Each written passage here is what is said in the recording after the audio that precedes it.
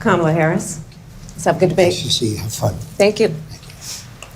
Welcome to you both. It's wonderful to have you. It's an honor to have you both here tonight. 14 or 15 different policies. Like, she was big on defund the police. In Minnesota, she went out. Wait a minute. I'm talking now. If you don't mind, please. Does that sound familiar? She went out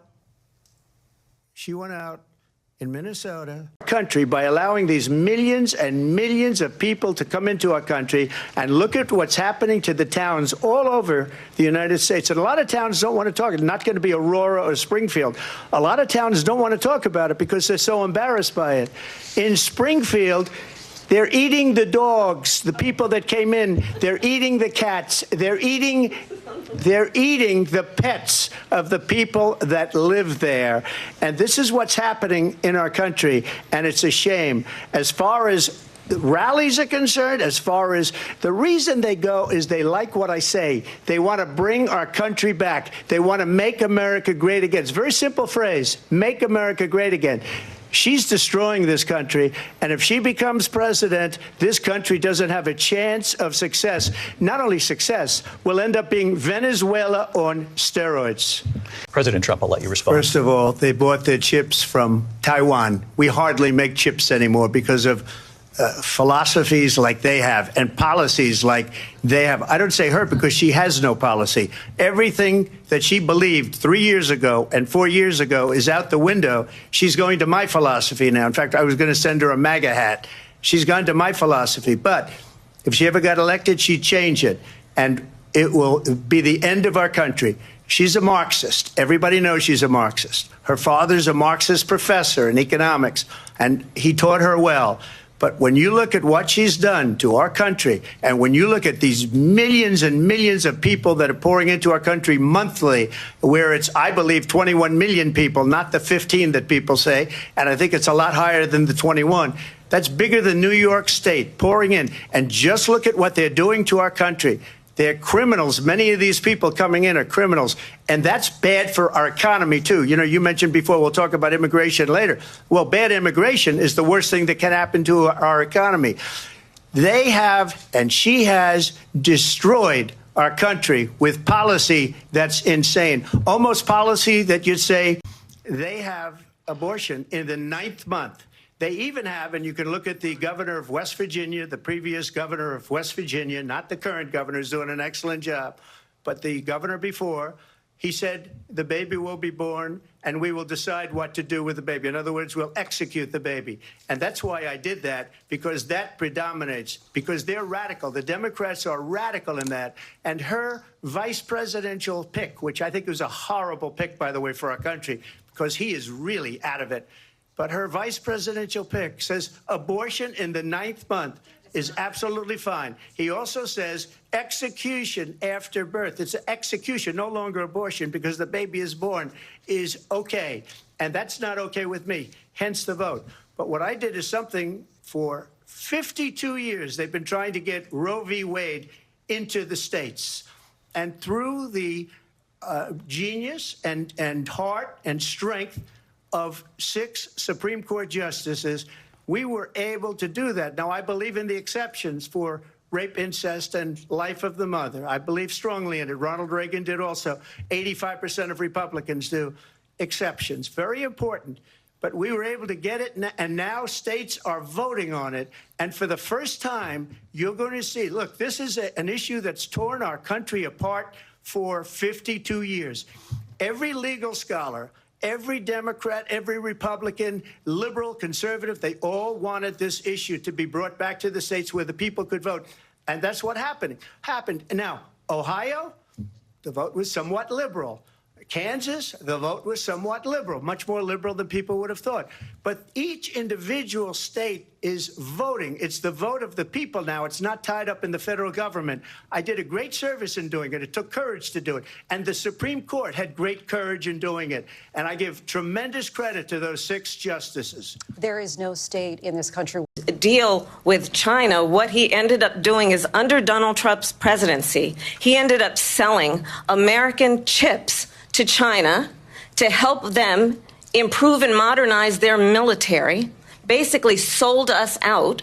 when a policy about China should be in making sure the United States of America wins the competition for the 21st century, which means focusing on the details of what that requires, focusing on relationships with our allies, focusing on investing in American-based technology so that we win the race on AI, on quantum computing, focusing on what we need to do to support America's workforce so that we don't end up having on the short end of the stick in terms of workers' rights. But what Donald Trump did, let's talk about this, with COVID, is he actually thanked President Xi for what he did during COVID. Look at his tweet.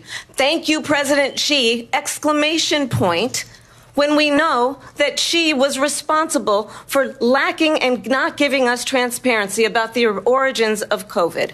President Trump, I'll let you respond. First of all, they bought their chips from Taiwan. We hardly make chips anymore because of philosophies like they have and policies like they have. I don't say her because she has no policy. Everything that she believed 3 years ago and 4 years ago is out the window. She's going to my philosophy now. In fact, I was going to send her a MAGA hat.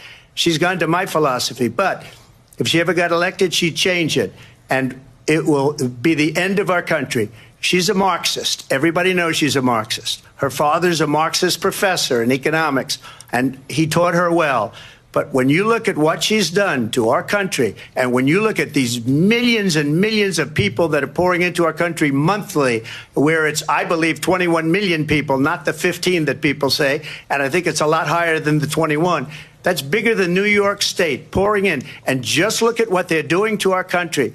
They're criminals. Many of these people coming in are criminals. And that's bad for our economy, too. You know, you mentioned before, we'll talk about immigration later. Well, bad immigration is the worst thing that can happen to our economy.